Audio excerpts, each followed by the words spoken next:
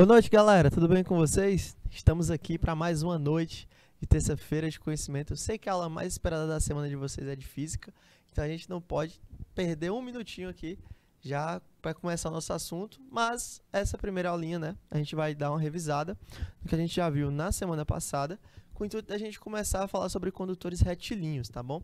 O experimento de Ørsted, que a gente vai falar um pouquinho mais na frente, certo? Mas nosso intuito da aula de hoje é você entender que, durante muito tempo, o magnetismo e a eletricidade foram vistas de formas separadas. Então você tinha o magnetismo como uma coisa totalmente separada da eletricidade, tá bom? Você tinha um estudo do magnetismo e um estudo da eletricidade. Depois que aconteceu o experimento de Ørsted, foi que juntaram tudo, tá bom? Aí, eu juntei os dois, fiz com que eles fizessem o eletromagnetismo a partir desse experimento, beleza? Então esse experimento foi um divisor de águas justamente por causa disso. E aí quando você tem o eletromagnetismo, você consegue introduzir o magnetismo à produção de corrente elétrica. Isso gera uma facilidade muito grande para a produção de elétrons eletrônicos, tá bom?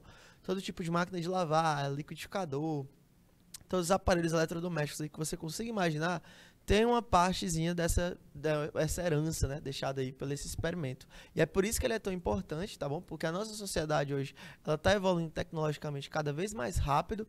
Se você pegar 10 anos atrás, 2022, né, 2011, um celular sem teclado, meu Deus, era uma coisa absurda, assim, era um lançamento fenomenal. Há mais tempo, 15 anos atrás, um celular com câmera era uma novidade muito grande. Enquanto a nossa evolução tecnológica está sendo muito exagerada, tá bom? Então, graças a esse experimento, você consegue ter essa evolução num curto período de tempo, que é o que a gente vai ver hoje, tá bom? Então, vamos primeiro dar uma revisadazinha no que a gente começou na semana passada, para a gente poder dar uma avançada na aula de hoje, certo? Semana passada, a gente passou a aula inteira falando sobre ímãs, ok? O ímã é um material que tem capacidade de magnetizar ou atrair materiais constituídos de ferro, cobalto e níquel em sua proximidade, né? Isso se deve ao magnetismo. Magneto é originalmente o nome dado ao ímã, isso porque ele foi encontrado na região da Magnésia, da antiga Grécia. O ímã atrai o ferro independente da sua polaridade. Então você tem esse sistema de atração do ferro aí, independente da sua polaridade. O ímã só tem atração e repulsão quando ele se relaciona com um outro ímã. Se for um pedaço de ferro, sempre vai ser uma atração, tá bom? Ficou meio estranho aqui o nome, mas aqui é atração, tá bom? Da mesma forma que se o polo negativo, o polo sul do ímã tiver também em relação a um pedaço de ferro, você tem uma atração também, você tem uma junção, você tem um poder de atração dentro daquele sistema. Quando você tem dois polos trabalhando entre eles, ele tem uma relação dentro daquele meu sistema com junção da parte de atração, né? Tipos de ímãs. Há dois tipos de ímãs. O ímã natural, que é encontrado na natureza, e o ímã artificial, que é um ímã produzido, né, dentro de laboratório, justamente porque a gente não teria uma quantidade tão grande de ímãs naturais para atender a nossa demanda. Depois que a gente viu o que era possível fazer com a parte de magnetismo, a gente precisou de uma demanda cada vez maior, né? Então, ímãs naturais são aqueles encontrados na natureza, o próprio ímã já diz, a magnetita, o magneto, então são valores proporcionais. E o ímã artificial é aquele que resulta na fabricação feita mediante a utilização de materiais que produzem propriedades magnéticas. Esse processo é chamado de imantação. Imantação é legal. Beleza? A imantação é o processo de transformação de um corpo não magnético em um corpo magnético. Então, isso ele vai ser imantado. Ok? O ímã natural mais comum é a magnetita, uma pedra vulcânica que consta óxido de ferro na sua constituição, e é justamente essa parte de óxido de ferro que pode ser magnetizada por ele devido às altas pressões da região vulcânica, né? A gente já comentou isso na aula passada. Região vulcânica é uma região excelente para a produção de quê? De pedras magnetitas e para tivesse a região de pressão, né? Para diamante ou coisas do tipo. Também é muito boa. O ímã artificial, por sua vez, pode ser de três tipos. Permanente, que consegue manter seu magnetismo mediante o uso de materiais, né? Ele só tem essa parte ferromagnéticos. você tem essa parte magnética permanente para esse ímã, então ele vai ser colado a uma superfície, colado a um valor magnético, né, de uma forma permanente. Seu magnetismo pode ser perdido apenas de forma temporária, em decorrente de uma forte temperatura ou descarga elétrica. Existem duas coisas que mexem muito com o magnetismo: temperatura alta e descarga elétrica alta. Justamente o que a gente vai ver mais tarde na parte do experimento de condutores retilíneos, justamente pela parte de você receber uma descarga elétrica muito alta, isso pode magnetizar ou desmagnetizar um ímã que você já possui. Um ímã temporário ou temporal é um magnetismo adquirido através de materiais paramagnéticos e ele é provisório, tá bom? Então é um ímã gerando um outro ímã, só que de uma forma temporária, não de uma forma contínua. E o eletroímã, que é um aparelho capaz de gerar magnetismo mediante a presença, geralmente, de ferro, tá bom? O eletroímã, galera, ele tem essa parte de produção através de ferro. Por quê? Porque o ferro é um excelente condutor elétrico. Quando eu falo que eu tenho um eletroímã, eu estou falando de um ímã movido a eletricidade. Então, essa parte de eletroímã, eu tenho uma produção elétrica muito forte, tá bom? Dentro daquele material, e aquele material tem uma força de atração muito boa em relação a esse sistema. Então, geralmente, ele tem cobalto, níquel ou principalmente ferro na sua composição. Vai conduzir eletricidade, então vai gerar campo eletromagnético e aí vai conseguir reagir, né, em relação à atração ou repulsão daquele meu sistema, ok? E o que é um eletroímã? O eletroímã é a estrela do show, é no eletroímã que a gente vai precisar se prender um pouco. E aqui realmente começa a nossa aula de hoje, tirando essa parte de revisão que a gente deu na semana passada, certo? O que vai acontecer com o eletroímã? O eletroímã é um dispositivo formado por um núcleo de ferro envolto em um solenoide, ou uma bobina, tá bom? Quando uma corrente elétrica passa pelas espiras da bobina, cria-se um campo magnético, o qual faz com que os ímãs elementares do núcleo do ferro se orientem, ficando assim imantados, consequentemente, com a propriedade de atrair outros materiais ferromagnéticos. Mateus, eu não entendi nada do que tu falou. O que é uma bobina? O que é um ímãs elementares? O que é um núcleo? Não, repete isso aí, só que fala em português. Ó, o que vai acontecer quando eu tenho um eletroímã? O eletroímã é um dispositivo formado por um núcleo de ferro envolto em um solenoide, ou bobina, é a mesma coisa, tá bom? Ó, isso aqui é um eletroímã, deixa eu até botar de vermelho aqui. Bom, isso aqui é um eletroímã. Percebam que no meio você tem uma barra de ferro, um núcleo de ferro aqui, ó, ok? Você tem essa região de um núcleo de ferro. E o que foi que eu fiz? Eu botei em volta dele uma série de fios condutores formando uma espécie de caracol. Esse encaracolado, galera, é um solenoide ou uma bobina. Então, esse corzinha de prata aqui, de chumbo, é a minha bobina. Eu vou chamar de bobina. Por quê? Porque eu me acostumei assim.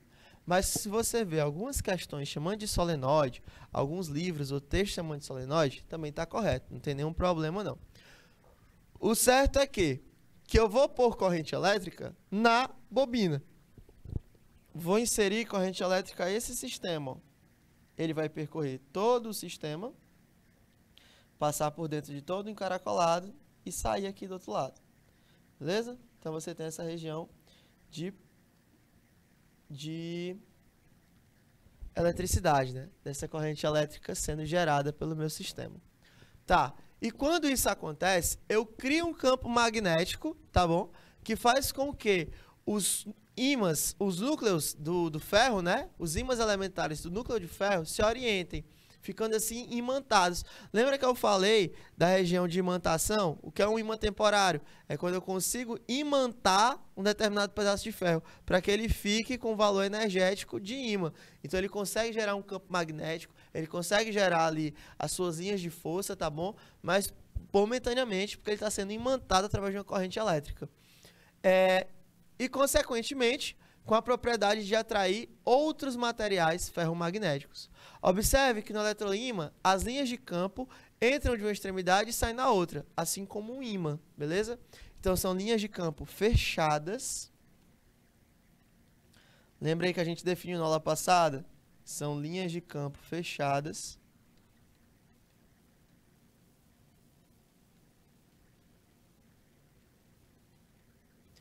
ou seja, possuem começo, meio e fim, né? Vocês têm ali sempre um começo e um final deles, não fica como uma linha aberta. Parecido com os ímãs, onde eu vou ter um polo positivo e um polo negativo naquele meu ímã que foi imantado. Então, o que é um eletroímã no fim das contas? O eletroímã é um pedaço de ferro, tá bom? Um núcleo de ferro que foi posto em função de uma corrente elétrica. Botei ele numa bobina, em uma espiral, ele gera uma corrente elétrica naquele meu sistema e ele tem uma situação de gerar o seu campo magnético. Então, um pedaço de ferro que foi eletrizado, quando foi eletrizado, ele teve uma produção de ímã, né? E aí ele gera seu campo magnético e afins, ok? Foi por esse motivo de apresentar comportamento semelhante a de um ímã, quando percorrido por uma corrente elétrica, que esse dispositivo ficou chamado de eletroímã. Lembrando que eu estou falando de uma imantação, ou seja, é temporário. Se eu paro a corrente elétrica, eu paro a propriedade magnética desse cara, tá bom? Então eu tenho sempre que lembrar disso. Eu não posso ter campo magnético se ele não é percorrido por corrente elétrica. Então, ele só é ímã, o comportamento, ó, ele não falou um comportamento igual, é um comportamento semelhante. Olha como ele usa a expressão de uma forma correta. Ele não é um ímã, ele está se comportando como um ímã, tá bom? Quando percorrido por uma corrente elétrica, quando ele vai ser percorrido por uma corrente elétrica. Na figura 2 aqui, ó, você tem uma figura, um condutor está colocado perpendicularmente à folha e esta folha de papel, né? E aí você tem, por exemplo, aqui você tem o nosso fio condutor e você tem uma bateria. Você está gerando uma corrente elétrica, ó. Você está gerando uma corrente elétrica em função daquele meu sistema. Então, eu vou estar gerando uma corrente e eu vou produzir linhas de campo de força, ó. Estou produzindo linhas de campo de força no meu ímã. Se eu pegasse essa figura e visse ela de cima, eu ia ver essa figura 2 aqui, ó. Aqui no meio seria o meu fio, né? Você teria a região de fio magnético, essa região de bolinha preta, e em volta dele, os infinitos campos, infinitos não, as linhas de campo de força magnética gerada pela passagem da corrente elétrica. Suponha que esse fio condutor esteja atravessado um cartão, colocando perpendicularmente a ele. Colocando limalha de ferro sobre o cartão, essa limalha orientará no campo magnético segundo as linhas de campo. Observe que a limalha de ferro se distribui segundo circunferências concêntricas. O que é essa limalha de ferro? É esse amarelinho, ó. Ele pegou um pó de ferro, uma limalha, como se fosse uma raspagem do ferro, e botou perto desse fio. Ligou a corrente elétrica, quando ele liga, ele faz com que você tenha essa limalha distribuída dentro do cartão. Tá bom? Então, ele está provando para você que, quando tem corrente elétrica, tem campo magnético. Certo?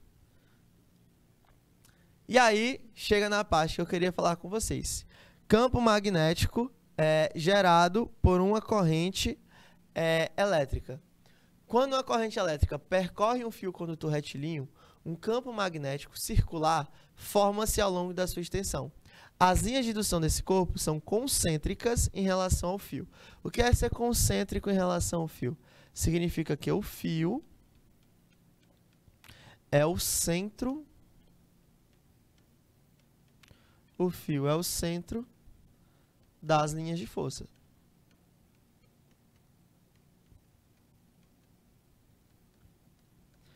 Eu costumo comparar isso aqui com argolas, tá bom?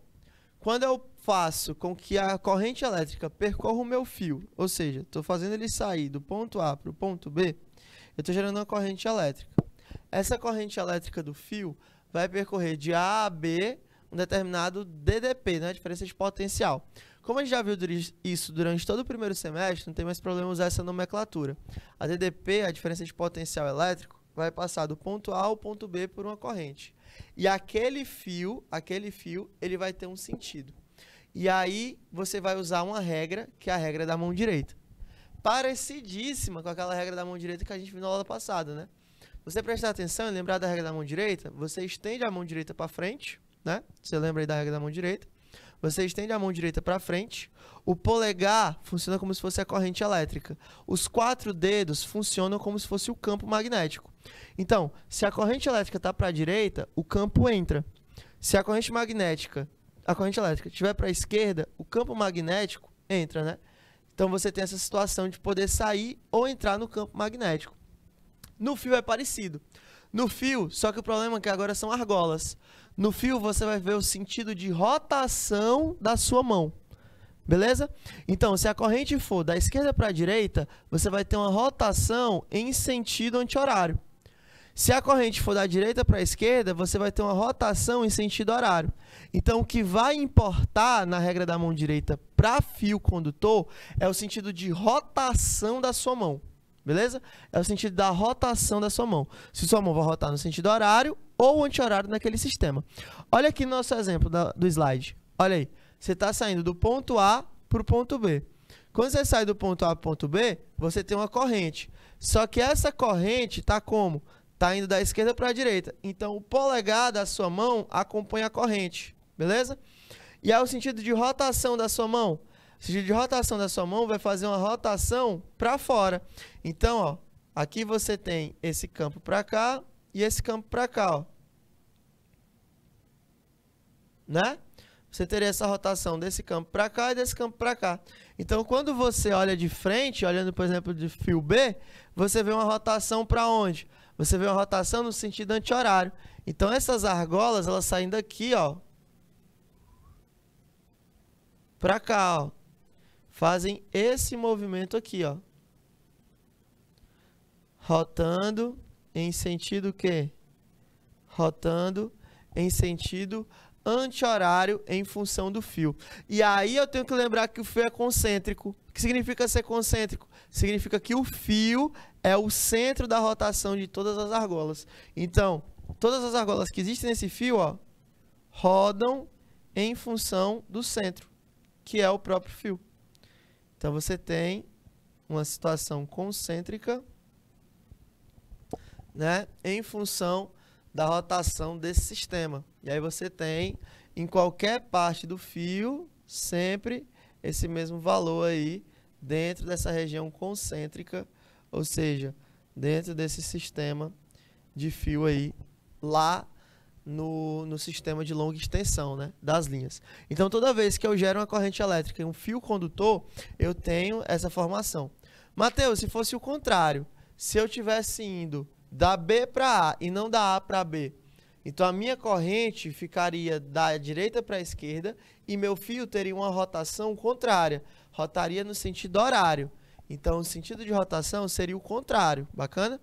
Então, tudo vai depender da corrente. O polegar é a corrente e o sentido de rotação da sua mão vai lhe dar as argolas, o valor das argolas que você vai ter, beleza? E aí eu falei para vocês sobre o experimento do Ørsted, né?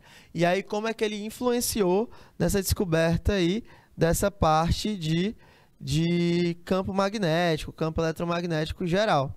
O experimento de Ørsted, ele fez o seguinte para a nossa situação. O que foi que ele fez? Ele provou que um campo magnético era envolvido por um condutor de corrente elétrica, tá bom? O experimento de Ørsted faz o seguinte: para provar que existia um campo magnético, né, e que ele envolvia o condutor da corrente elétrica, foi realizada a seguinte experiência. Foi esticado um fio metálico sobre uma bússola horizontal, fazendo com que ele passe uma corrente elétrica. Ó, existem dois momentos. Existe um momento onde a chave está aberta e existe um momento onde a chave está fechada. Quando a chave está aberta, não há passagem de corrente elétrica. Com a chave fechada, há passagem de corrente elétrica. Então, quando a chave está aberta, percebam que a bússola aponta para onde? Para o norte. Quando a chave está aberta, a bússola aponta para o norte. Se a chave fecha e começa a existir uma corrente, a bússola vai se alinhar. Lembra que eu falei de bússola já? Semana passada a gente passou a aula toda falando sobre bússola. A bússola vai se alinhar com o campo magnético que foi inserido a ela. Então, se eu tenho uma corrente para baixo nesse meu sistema, ele vai gerar uma linha de campo de força assim, ó. Corrente para cá, a linha de rotação vai ser nesse sentido, ó. Estão conseguindo enxergar o 3D? Pois pronto. E aí você tem com que a minha bússola ela se alinha justamente com esse campo magnético que está mais perto. Significa dizer que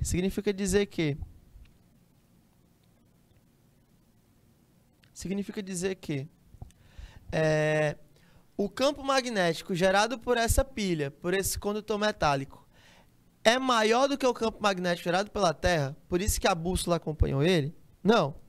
Não faz sentido uma pilha, né, uma pequena pilha, um pequeno gerador, gerar um campo magnético maior que o da Terra. Isso não acontece. A Terra é o maior campo que a gente existe, que a gente possui. Então, o que foi que aconteceu? O fato de eu estar muito mais próximo da pilha, muito mais perto da pilha, do gerador, do que da própria Terra, né, do que do campo magnético da Terra, faz com que você tenha essa situação de o campo magnético começar a obedecer o mais próximo, não o maior, ok? E esse negócio foi que fez justamente a adesão desse meu sistema. Foi o que fez aí o Ørsted ser provado, essa parte magnética, e eu consegui dizer, poxa, se eu tiver uma corrente elétrica, eu consigo gerar um campo magnético. Então, quanto maior a minha corrente elétrica, maior o campo magnético gerado. Então, a distância também influencia. E aí tudo isso o Ørsted foi postulando e foi conseguindo chegar a uma conclusão de que você tem a linha de campo de força, ok? E aí, justamente aquela parte da regra da mão direita que eu estava falando para vocês. Quando você tem o campo magnético gerado por uma corrente. O valor do I, que é o valor da corrente, tem que se alinhar com o seu polegar, com o seu valor do dedão. E aí você tem a corrente elétrica. E os fios, né, vão ter as suas próprias linhas de força, que vão ser junto com o sentido de rotação da sua mão. Então, se a corrente aqui está subindo, olha, é como se você estivesse agarrando o fio. O sentido de rotação da linha de força são esse, ó. Então, você tem esse sentido de rotação para as minhas queridas linhas de força. Se fosse descendo, o sentido de rotação seria o contrário, mas isso é meio que intuitivo, né? Mas lembrem-se que os fios existem em toda e qualquer situação, né? Então, sempre por todo o fio existem essas linhas de campo de força. Não é de um ponto específico, beleza? Não é de um ponto específico em relação ao sistema que você vai ter. Então, você tem sempre essa situação de rotação para as linhas de força, né? Em relação à minha corrente. Ok. Então, você tem uma situação seguinte. E aí, no campo magnético, como eu falei para vocês, você tem que lembrar de um parafuso ou entrando ou saindo do campo. Se for um parafuso, como é que você vê o parafuso? O parafuso ele pode ser uma bolinha ou um xizinho, né? Se por um acaso você quiser apertar o parafuso, você vê o final dele. E o final dele tem um xizinho. Então, é como se ele estivesse entrando aqui, ó. Entrando na folha. Entrando no campo magnético. Como você vê um parafuso, só a pontinha dele parece uma pontinha, né, saindo da folha. Você tem essa situação saindo da folha. E aí você tem um campo magnético gerado, ó, em relação a essa rotação. Então, ó, sempre em rotação de direção a ela. Sempre em rotação de direção a ela, entrando e saindo da minha folha. Ok? Você tem sempre essa situação aí. E, claro, eu teria que falar da parte matemática para vocês, que é a parte que vocês mais gostam, tenho certeza disso, que é como calcular esse campo magnético produzido por uma corrente elétrica. Denotado do símbolo B, que é o símbolo do campo, ele pode ser calculado pela seguinte equação.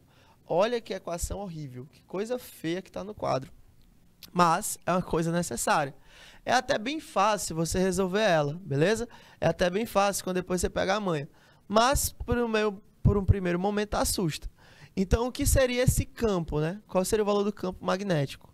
O campo magnético, que é simbolizado pela letra B, é igual a μ0 vezes o valor da corrente sobre o comprimento de uma circunferência. Por que o comprimento da circunferência? Vou pedir licença aqui para voltar ao slide. Ó, percebam que as linhas de campo de força são todas circulares, beleza? São todas em formato de circunferência. Então, o comprimento de uma circunferência é responsável pela parte de atuação é responsável pela parte de atuação daquelas minhas linhas de força. Então, qual seria o meu comprimento? 2π vezes R. 2π vezes o raio. Então, o comprimento da circunferência é 2πr. Então, o que quer dizer isso aqui? Que o campo de força depende do comprimento da circunferência. Porque você tem uma argola, você tem uma circunferência realizando aquela energia. Então, seria μ0 vezes I sobre 2πr. Bacana?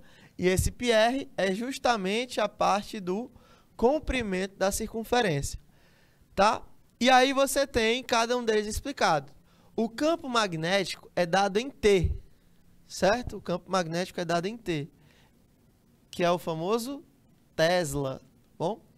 Famoso aí pelas suas descobertas com a corrente elétrica, um pouco contestado pelos seus métodos, né? Mas o Tesla é aquele cara que realmente define a frase: você pode contestar os meus métodos, mas não pode contestar os meus resultados.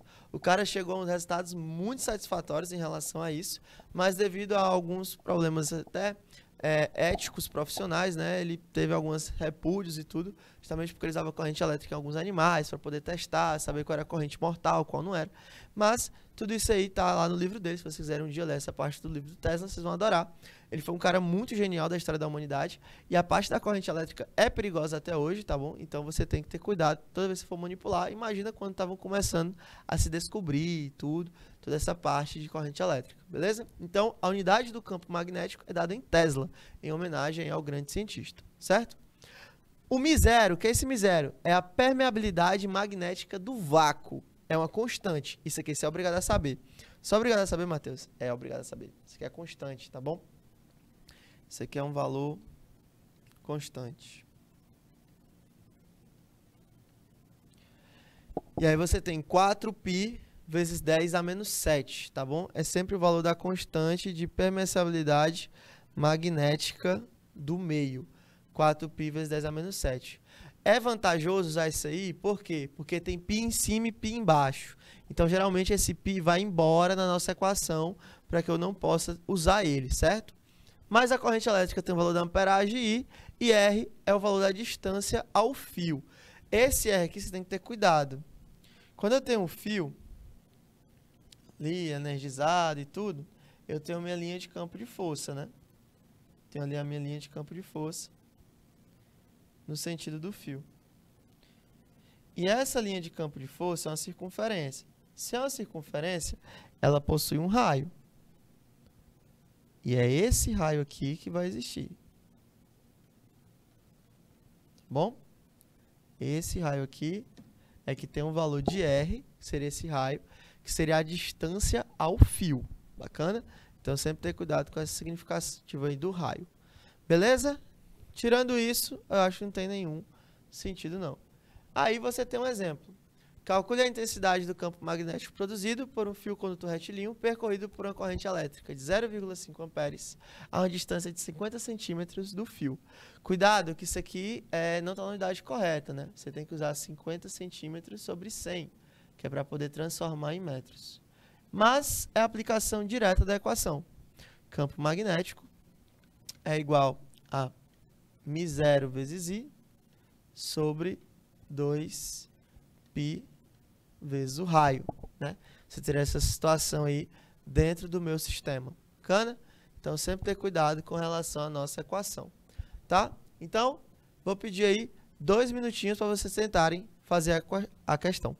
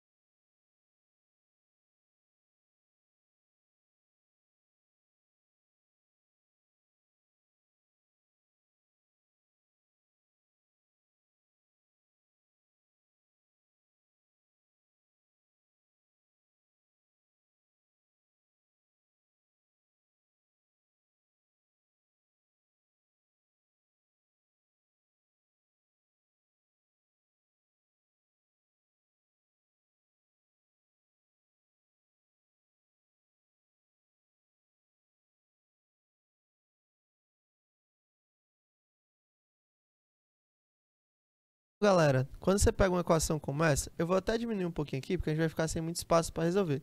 Mas a fórmula é aquela mesma, eu só vou preservar um pouco mais do espaço do quadro.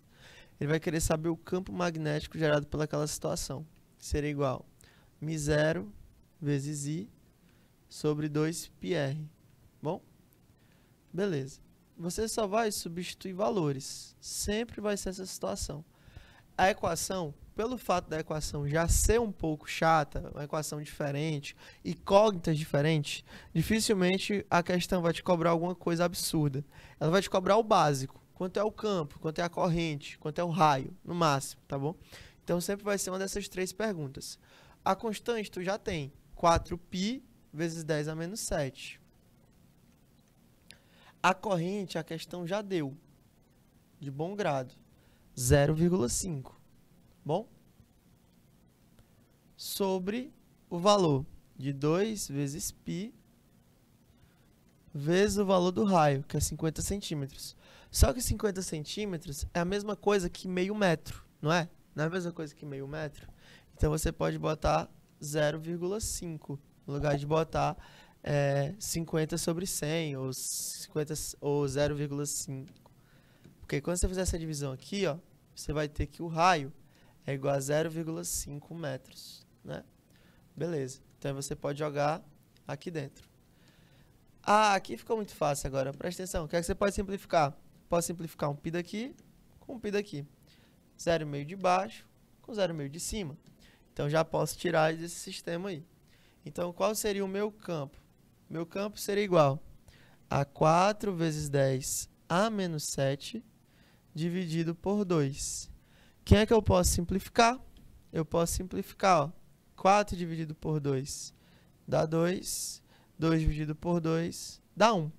Então, o meu campo magnético gerado nessa situação seria igual a quanto? Seria 2 vezes 10 a menos 7 teslas, tá bom? Então, você teria essa situação aqui dentro do meu sistema. Qual seria o nosso gabarito? Letra B, certo? Então, repetindo a questão e deixando mais um pouquinho no quadro aí para quem está copiando, o que vai acontecer dentro desse meu experimento, né? Dentro dessa minha situação.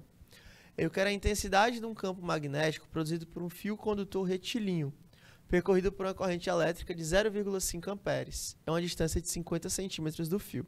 Bom, é a aplicação direta da equação, viu, galera? O campo magnético é igual a permissividade magnética do vácuo vezes a corrente sobre 2π vezes o raio. Então, a permissividade, 4π vezes 10 a menos 7, vezes o valor da corrente, que é 0,5, sobre 2 vezes π vezes 0,5. Então, você pode simplificar π com π, 0,5 com 0,5, e eu teria um campo magnético igual 4 vezes 10 a menos 7 dividido por 2. Metade de 4 vezes 10 a menos 7 é 2 vezes 10 a menos 7, né? Você pode pegar essa divisão aí, dividir em cima e embaixo por 2, né? Essa simplificação que eu fiz. Se você quiser também fazer simplificando, sempre mais fácil, para evitar tanta conta. E o campo magnético vale 2 vezes 10 a menos 7 teslas, tá bom? Então, aplicação direta da equação aí, você entendendo como é que funciona o campo magnético, saber porque que é circular. Ok? Próxima questão é a questão teórica, que fala o seguinte. Com base em seus conhecimentos, de acordo com o texto, assine a alternativa correta em relação às linhas de indução. E aí eu vou pedir um minutinho para você tentar fazer a questão.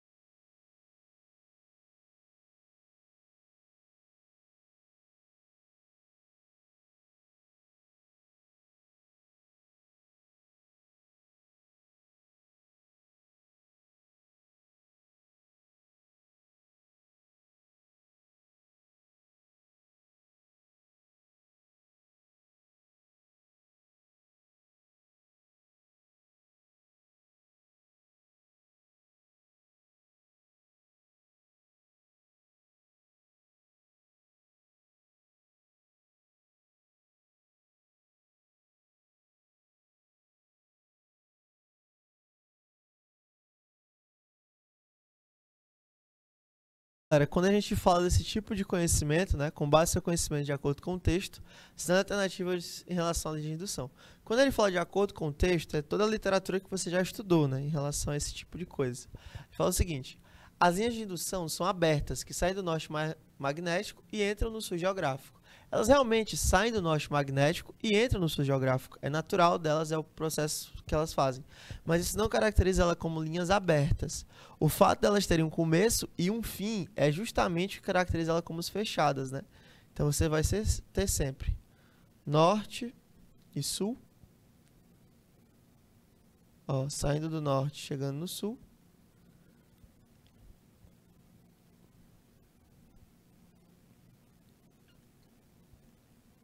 Essa situação aqui dentro desse meu sistema, de norte para sul o tempo inteiro. E isso caracteriza ela como fechada, não como aberta. Letra B, as linhas de indução saem do polo sul e entram pelo polo magnético, norte. Falso. É o contrário. Saem do norte e entram no sul. Letra C, as linhas de indução são sempre fechadas e representam a tangente dos valores de campo magnético. Letra C seria o nosso gabarito, beleza? Linha de indução fechada, e tangente significa que elas tangenciam, né, os vetores, ou seja, você tem sempre esse formato circular, né? Esse formato aí mais de linhas fechadas circulares e tudo, não retilíneas, porque não seria um quadrado, seria mais um campo magnético circular. Vamos dizer por que as outras estão erradas, tá bom? Letra D, letra E, fala o seguinte: letra D, a concentração de linhas de indução em uma região de espaço é inversamente proporcional à intensidade do campo magnético dessa região.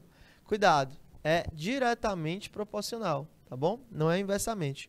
Quanto mais forte for o ímã, quanto mais forte for aquele ímã, maior o campo magnético daquela região. E letra E, as linhas de campo magnética são usadas como artifício para representar o modo, direção e sentido de um campo magnético. Não são as linhas de campo magnética, né? Até porque o campo magnético você tem ali como uma situação que não é vetorial. Então você tem uma situação onde ele não tem função de representar esse campo magnético. Então letra C realmente seria o nosso gabarito, tá bom? Segunda questão aí, questãozinha teórica, questão fácil, falando só sobre linhas fechadas e linhas abertas. Muito cuidado para não cair na pegadinha da letra A. As linhas são abertas e não fechadas. Só são circulares, por isso que são tangentes dos vetores de campo magnético. Beleza? Então, nosso próximo ponto, já que a gente viu as equações, essa parte de linhas, é entender um pouco mais sobre o solenoide, que é aquele objeto que faz com que corra corrente elétrica no meu sistema. O que são solenoides? Solenoides, quando percorridos por uma corrente elétrica, são capazes de produzir um campo magnético uniforme em seu interior. Então, o solenoide é esse encaracolado aí, tá bom? É uma parte magnética que, percorrido por uma corrente elétrica, são capazes de produzir um campo magnético uniforme, isso que é importante, em seu interior. Então, você tem uma corrente que vai entrar no seu solenoide, vai percorrer ele inteiro, ó, fazer várias voltas aqui dentro, e aí vai chegar no outro ponto lá do outro lado. Vai gerar uma corrente que vai passar por o solenoide por completo. O solenoide, gente, é chamado por esse símbolo aqui. Lembra lá que o resistor é representado assim, o gerador representado assim, capacitor representado assim, lembra lá? Pois é, o solenoide, quando ele estiver em um sistema, ele é representado por esse encaracolado, beleza? Só a forma de representação dele aí. Lembrando que eu posso não chamar de solenoide, eu posso chamar de bobinas também. A palavra bobina também é uma forma de ser sinônimo daquele nosso querido solenoide. O importante é que eu consigo fazer com que passe corrente elétrica por ele, beleza? Eu consigo fazer com que passe corrente elétrica pela bobina. Então você tem essa situação de solenoide. Quando eu faço isso, o que é que eu posso fazer para gerar um ímã, né? Um eletroímã? O solenoide está aqui. Se eu fizer uma corrente dentro dele, é tranquilo, ele vai gerar um campo magnético uniforme. Se eu botar uma barra de ferro aqui dentro, meu amigo, aí eu tenho um eletroímã, entendeu? Aí aqui é outra parada. Mas é uma coisa com a barra de ferro e uma coisa sem a barra de ferro, beleza? Então, quando ele está sozinho, solenoide. Bobina percorrida por corrente elétrica. Quando ele está acompanhado, ou seja, quando você tem um pedaço de ferro inserido ao sistema, aí você tem um eletroímã, né, que é aquela parte de toda aquela corrente elétrica gerada, você tem um outro campo magnético e tudo. Lembrando que quando eu falo disso, eu estou falando de um campo uniforme em seu interior, beleza? Então eu estou falando da forma externa. Quando eu atravesso ele com a parte metálica, com um pedaço de ferro, aí sim, eu estou falando de um campo magnético exterior, não interno. Bacana? Galerinha, a gente vai chegando ao final da nossa primeira aula aqui, tá bom? Pedir um rápido intervalo aí para vocês até tomar uma água e um banheiro rapidinho. Daqui a pouco a gente volta, fala mais um pouquinho sobre solenoides, vê que existe uma equação para o solenoide, tá bom? E volta a falar de fios. Se eu não tiver só um fio, se eu tiver vários fios, como por exemplo uma fiação dentro de casa, como é o campo magnético gerado por ele? Bacana? Então, tudo isso a gente vai comentar na nossa próxima aula. Daqui a pouquinho a gente volta, tá bom? Tchau!